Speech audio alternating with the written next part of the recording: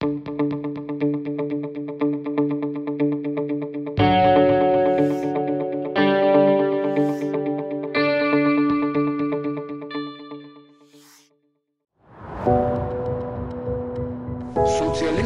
е едно недоносно.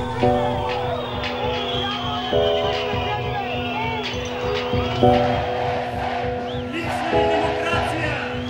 Липсва ни свобода!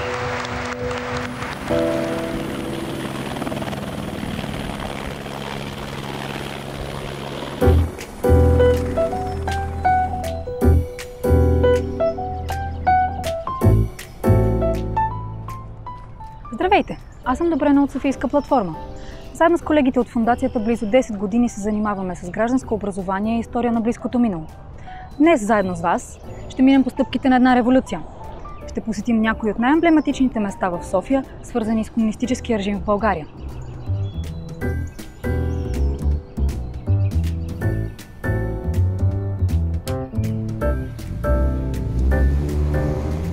Първата спирка в нашата обиколка е Съюзът на писателите, намиращ се на улица Ангел Кънчев, номер 5. Днес той вече не се намира тук, но по времето на комунизма той е средище на интелектуалния живот в страната. Тогава в България няма свободен печат и всеки, който иска да публикува, задължително трябва да бъде негов член. Властта обгрижва добре писателите, но само тези, които са й удобни. Самият Тодор Живков често търси тяхната компания. За сметка на това, всеки, който не служи на пропагандата, попада в доста неизгодна ситуация. Такава личност е сатирикът Радой Ралин. Той е автор на редица стихове, усмиващи режима. Не ме е страх от министъра на културата, а от културата на министъра. Или директно насоченото към Съюза. Бяла спретната каштурка, Ангел Кънчев 5, тук всяка мижитурка пише се поет.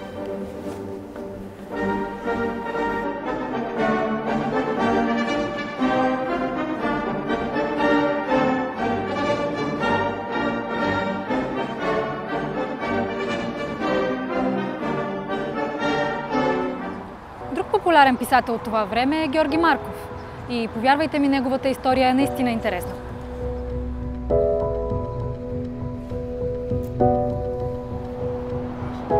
Здрасти, Митко! Здравей, Добрена, много ми е приятно. Приятно ми е и на мен. Ти от години изследваш живота на Георги Марков. Защо именно той става толкова известен и до ден днешен говорим за него? Да, Георги Марков е централна фигура в българския културен и политически живот по времето на социализма.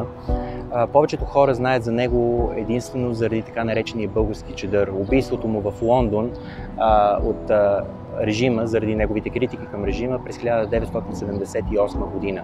Но това е само края на историята. Всъщност, неговият живот е изключително интересен и пълен с повратности. Още докато е в България, той става един от най-известните български писатели през 60-те години. Публикува романи, негови пиеси се играят в софийски и провинциални театри навсякъде. Със сценарист на сериала "На всеки километър" и се познава с целия български елит по това време, политически и културен, включително и с Тодор Живков, който го кани на излети, както кани и други писатели, с цел да приобщи интелигенцията към средите на режима. Но с течение на времето Георги Марков разбира, че всъщност ситуацията в България е изключително тежка за него, защото той трябва да прави компромиси с творчеството си. Съществува атмосфера на автоцензура. Намира българската среда за изолирана и провинциална и по някакъв начин иска да пробие на по-голяма сцена. И това е една от причините всъщност той да избяга от България, да напусне България. Както той казва, чувство на непоносимост. Той работи за BBC, Радио Свободна Европа, с сътрудничи на Deutsche Welle също. Да, точно така. Всъщност, когато той заминава за Лондон, няма никакви пари. От цялата слава, която е имал, изчезва, защото е неизвестен в чужбина. Научава английски там и постепенно започва от нулата. Започва да работи за радио BBC, както спомена, за Deutsche Welle, за Свободна Европа, като най-известното му творчество всъщност са задочните репортажи за България, които той пише за Радио Свободна Европа и се излъчват в България всяка седмица в продължение на 3 години. Стават изключително популярни, защото Марков прави една панорамна картина на живота в България по това време, така както той го е видял отвътре. И всъщност това се оказва и основната причина той да стане заплаха за режима, защото те виждат в него една опасност той да създаде дисидентски движения в България. И в крайна сметка това се оказва причината режима да реши да го премахне, като изпраща убиец в Лондон, който изстрелва отровна съчма, пълна с отровата рицин. Ние стигнахме до бившия партиен дом, сградата на Българската комунистическа партия. Тя днес изглежда много по-различно от времето, за което си говорим. Лично не си спомням, но знам, че имало на върха една огромна рубина на петолъчка. Да, имаше такава петолъчка и аз като дете всъщност си я спомням много добре. Тези сгради са построени в началото на комунистическия режим, когато всъщност тук на това място е била една от най-красивите части на столицата. Частично разрушена по време на бомбардировките 1943-1944 година, но режима решава да построи тези монументални сгради в сталинистки барок, за да може да всее страх, респект, да може да покаже колко е силен този режим и непоклатим, и да може да покаже колко е малък човек, седейки тук. Срещу нас е била статуята на Ленин по това време, като всъщност това е и интересното на Марков, че той всъщност показва за тази монументалност, за това, което виждаме, че това е всъщност една фасада. Че тази фасада е куха и зад нея се крият много по-ужасни неща. Крие се различни видове мъчения, крият се потисничество и така нататък. И затова и всъщност, когато пада режима, 1989 година, на следващата година звездата, символа на комунистическия режим е свалена, а самия партиен дом е частично пожарен.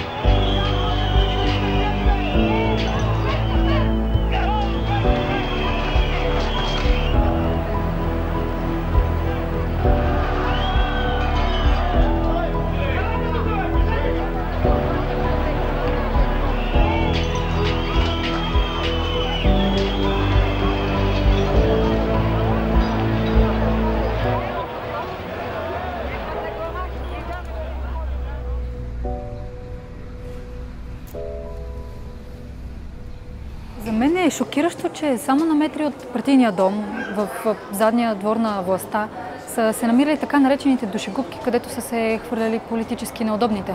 Да, точно така. Ние сме съвсем наблизо до партийния дом. В момента се намираме на улица Малко Търново, на върха на която е било Софийско управление на Държавна сигурност.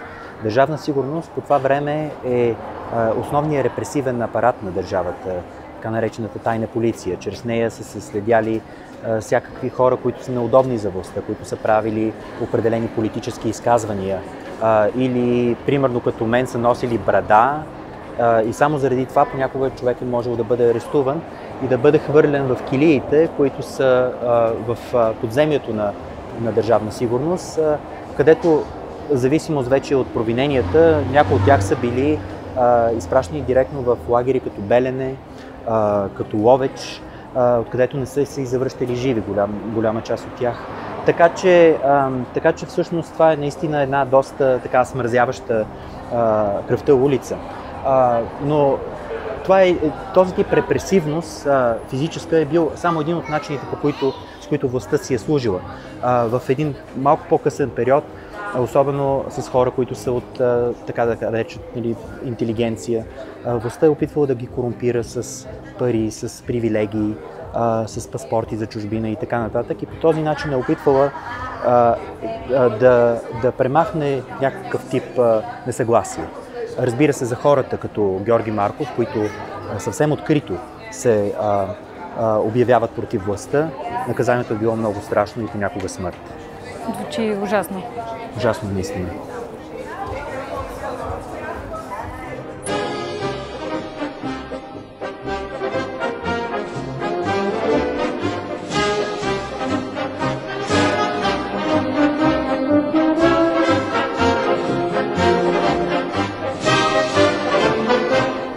Мавзолеят вече го няма, но неговата история е много интересна.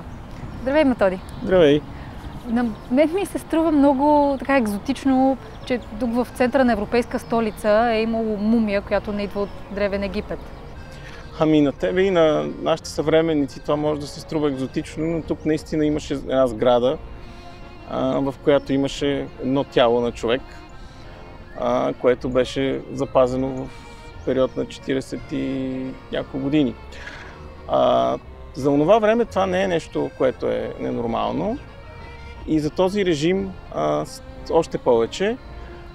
Чрез тази мумия режима имаше две цели. Едната му цел беше да създаде своя окултна система и в крайна сметка хората, новите комунисти, да преминават пред тази окултна система и през символа на тази окултна система, именно мумията на Георги Димитров.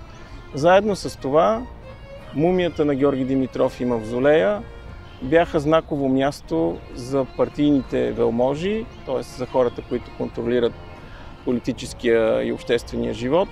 Тук идваха гости от чужбина, канеха се на това място и в крайна сметка това място беше като сърцето на партията и сърцето на София. Хилядите трудещи се, които с такава неутешима скръб изпратиха свой учител, вожд и другар, днес отново в безкрайни редици са изправени пред неговия вечен дом. Другари от Димитров, никога пред теб няма да спре всенародното поклонение. Никога твоят светъл образ няма да ни напусне. Ние живеем и се трудим укрилени, верни на клетвата, която дадохме пред теб. Да, знам, че мавзолея се превръща в нещо като център на пропагандата. Родителите ми са ми разказвали как са ги водили от училище на поклонение пред тялото на Димитров и задължително е участвал в манифестациите. Да, аз все пак не стигнах до манифестациите, но също имам детски спомен, в който са ме водили тук на мавзолея. Чакахме в един пек, за да можем да вляза. И всичко това, разбира се, е свързано с, както казахме, с тази окултност. И не случайно, когато режима приключи своя път, след 1989 година, едно от първите събития, които се организираха тук от отец Христофор Събев, беше бдение със свещи, което трябваше да покаже, че онова време на окултното си е отишло и се е върнало онова другото време на вярата в нещо, което е духовно, а не материално. Заедно с това се случваха и други събития, които имаха за цел да разрушат този мавзолей, пак казвам, и материално, и духовно. Тук имаше един страхотен рок-концерт, на който спомням, че беше направен един макет и на края на концерта макета на мавзолея беше взривен. Докато през 1999 година, в крайна сметка, и самия мавзолей беше взривен, като това се случи по доста куриозен начин. Той на 3 пъти беше взривяван, за да може да падне. Така че това е фактическия край на мавзолея. А пък сега предлагам да отидем на едно друго място, което е също така значимо, и то е значимо не за ритуалността, а по-скоро за протестите срещу режима.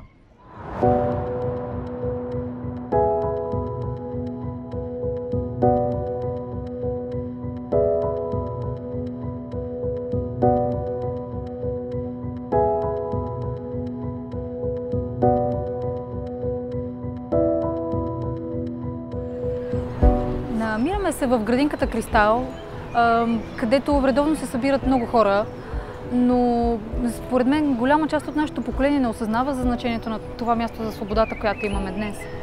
Да, със сигурност е така, докато преди 30 години това беше място символ на свободата, в един режим, който вече се усещаше сред всички, че се разпада. Тук се събираха артисти, хипари, които си дрънкаха на китари, и самото място беше един такъв дъх на свобода, имаше в него. Не случайно именно тук и Екогласност, една организация създадена като алтернатива на произвола, който се случваше в екологията в рамките на 80-те години, като дадем за най-голям пример Чернобил и след това, което се случваше в Русе, обгазяването на хората и техния протест срещу случващото се. Та Екогласност възникнала така, намери някакси подслон именно на това място.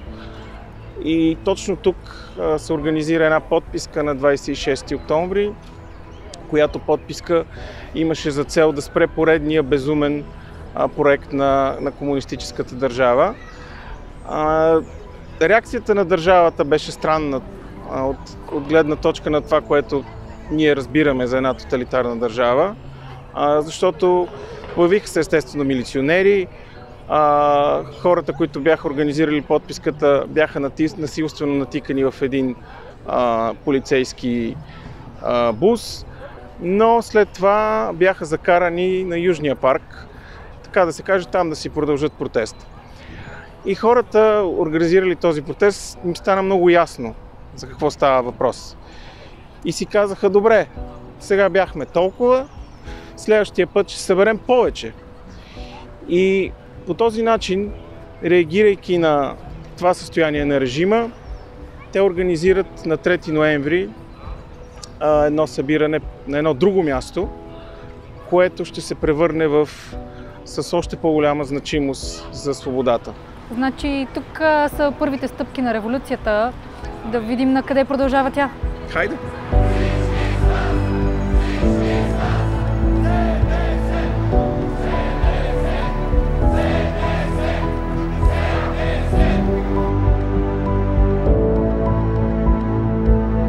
Сега, както ти обещах, се намираме на другото знаково място за българската свобода, което е свързано по един особен начин и с събитията на Кристал. Това е храм-паметника Свети Александър Невски, едно наистина важно място, което е използвано от същите тези хора, които организират събитията на Кристал. След като разбират, че могат да натиснат още властта, те се събират в много по-голямо множество и идват на площада, за да извикат едно нещо, и това е демокрация.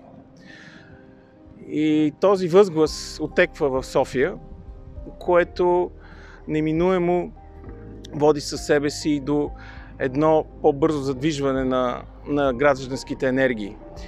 И именно в този контекст на 18 ноември се организира и първия голям опозиционен митинг, който събира различни хора, различни организации, и вече мотото не е битка с конкретен проблем, какъвто е екологията, а вече мотото е, че хората си искат обратно държавата.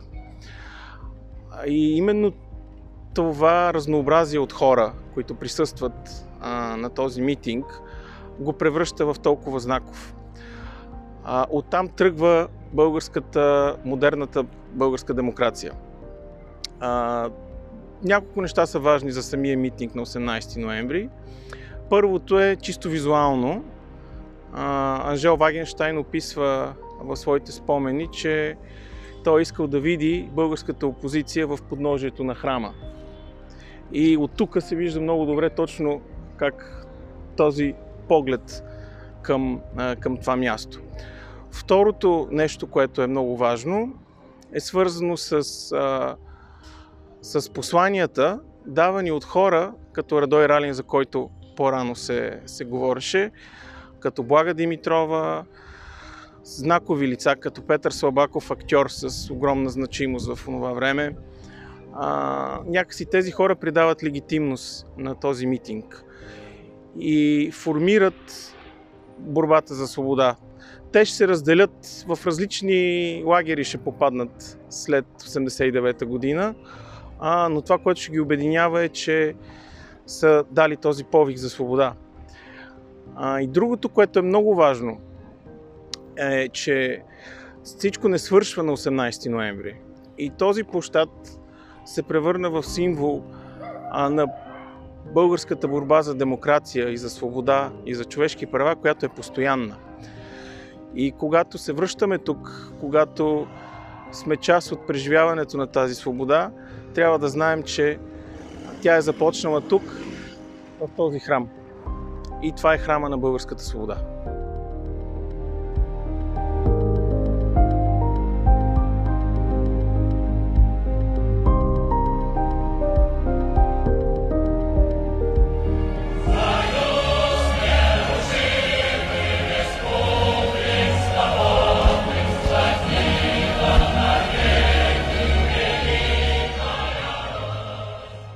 До сега научихме много за падането на режима в страната.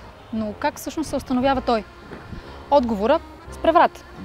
На 9 септември 1944 комунистите, не без помощта на Съветския съюз, заземат властта в страната. На 8 септември 1944 година Червената армия премина Дунава и настъпи в България.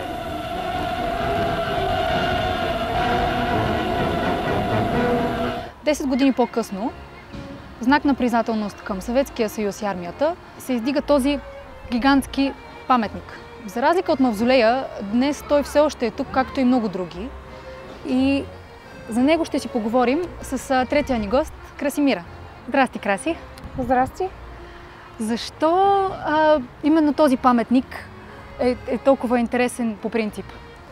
За мен лично този паметник е доста интересен, тъй като през годините се е превърнал в една арена за дискусии, за разговор, чрез различни артистични намеси и акции.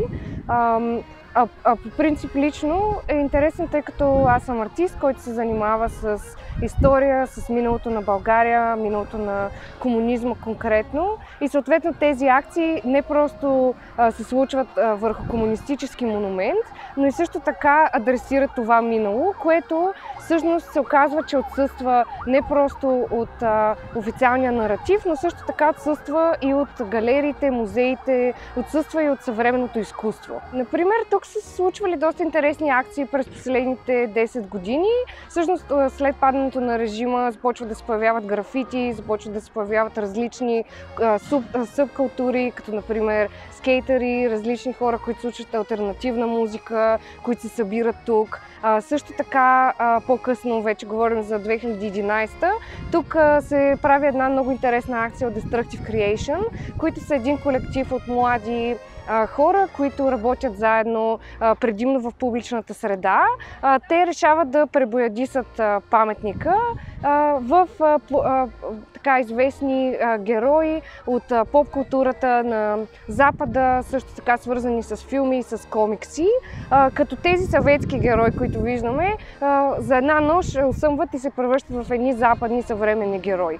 Някои от тях са, например, Жокера или Жената чудо или пък клоунът на Макдоналдс. Тази акция продължава само за няколко дни, после е изчистена. По-късно се появяват и други такива акции, които отново адресират миналото. Интересното е, че тук наблюдаваме този диалог, който не просто се случва в съвремието, но по някакъв начин адресира и едва не това общество на миналото, тъй като адресира събития и процеси, които все още не са осмислени, все още няма разговор за тях. Когато диалога липсва в обществото, в историята, когато той липсва в изкуството, той почва да се появява по улиците. Той почва да се появява под формата на графитите. Ако дори си помислим за графитите през 90-те, тези графити са един огромен символ на свобода, на това да имаш право на мнение, на свобода на словото. И съответно и тук, нали, как споменах, тази акция на Destructive Creation, всъщност тя се казва в крак с времето, като адресира, нали, това, че по някакъв начин трябва да достигнем времето, в което сме стигнали. Като този паметник едва ли не задава, нали, този въпрос, в кое точно време живеем все още, тъй като паметник си остава непокътнат и в същия вид, нали, подобен, който е бил и през годините на комунизма, когато тук се оставят цветя на всеки 9 септември. Такъв вид паметници са типични за социалистически реализъм, който е вид течение в изкуството и съответно те присъстват изцяло във всички съветски държави и сателитни републики, като част от големите градове. Чудесно! Много ти благодаря. Това е всичко много любопитно и се радвам, че се видяхме. Ние продължаваме към мястото в столицата, което става сцена на най-големия политически митинг в най-новата история на България.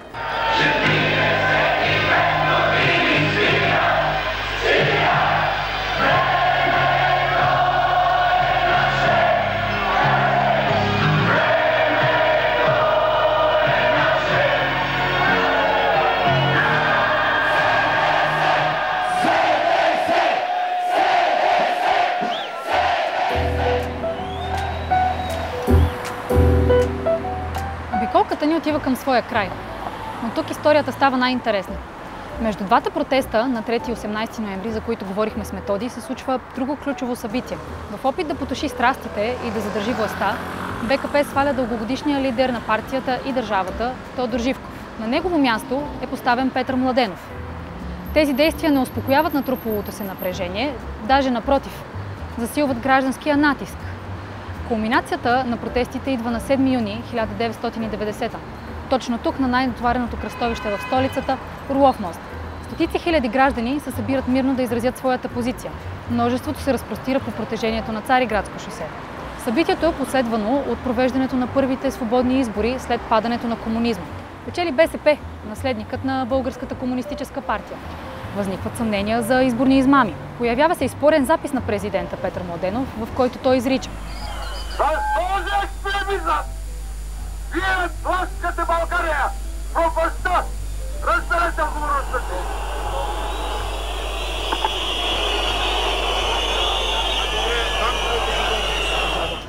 Което е пряко потикване към потушаване на вълненията с военна сила. Реакциите са бурни. Барикадират се булеварди, в центъра на София се създава протестен палатков лагер, известен като Градът на истината. А на 6 юли се стига до оставката на Младенов. Неговото място заема първия демократично избран президент на България Жельо Желев.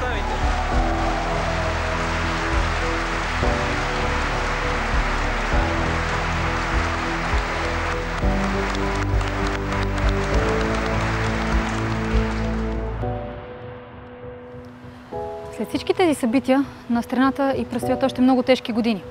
Преходът едва започва, а следващото десетилетие е белязано от нестабилност, протести, хиперинфлация, беззаконие, бедност. Но това е темата на друг разказ, а нашия днес приключва тук на мемориала на жертвите на комунистическия режим в България. На стената до мен са изписани имената на 7526 души, които са загубили живота си в резултат от насилието на режима.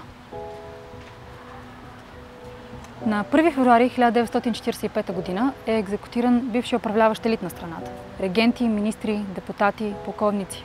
Всяка година на тази дата тук се отбелязва Денят на почит и признателност към жертвите на комунистическия режим. Тази история и изобщо историята на режима е страховита, но тя е много повече от това.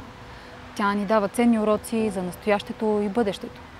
Показва ни как се създава истина, показва ни тоталния контрол и всички последици, които той може да има. Но още повече ни показва цената на свободата и колко крехка може да бъде тя. Учи ни на това каква сила могат да имат нашите привидно лични ежедневни действия и решения.